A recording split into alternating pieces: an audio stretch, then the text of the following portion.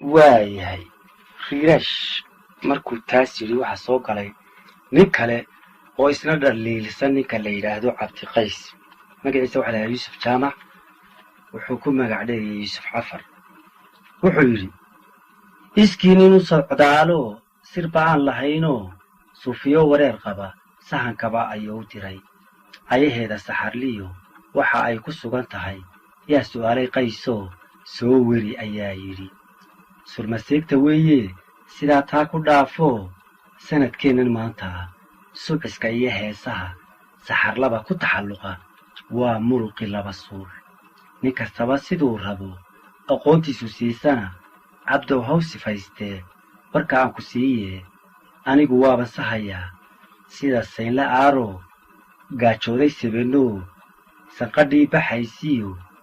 saninaya baaqaan hadba sare fadhiistaa hurdawaan ka saahiday waxaa silalka igu riday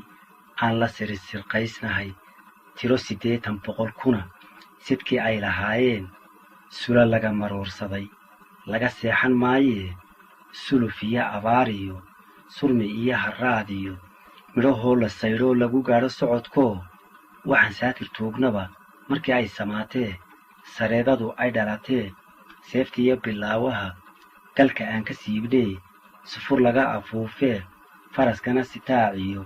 heensaha la saaree sunsun loo dhaqaaqiyo la sugayay sigadu inay sare u duushaa ninka yidhi sal guurtee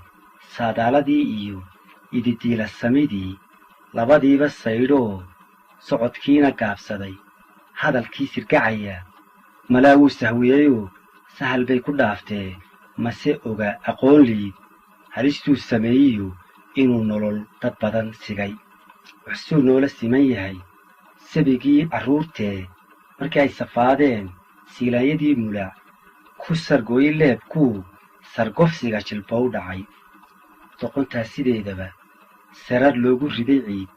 seed bursiiya moodeed waxaan anigu soo siday hirkoo sagal la mariyiyo sumaddeenna caanka ah samaydii ku joogtee xaqaa gacan sarreeyee sina kuma negaanee safarkeenna kaaxiga siyalowda hoosiyo hamarayda sare iyo markaan saylac soo furo dikhil sirrogeediyo sanaaggeeda oboqiyo tojorrana ku soo simo kii yidhi ha sugin iyo kii yidhi ha suginaba siday yeeli doonaan sidiisaba wankii weyn jeerood sadqaysoo dhegta gowrac lala simo ma arkaayo samadoo sare waxuma eegee 8 guuradeennii 3 gu ee hore subaxdaa wixii nool cidda socodka lagu tumo marka saxalku uu baxo balaan eegno sadataa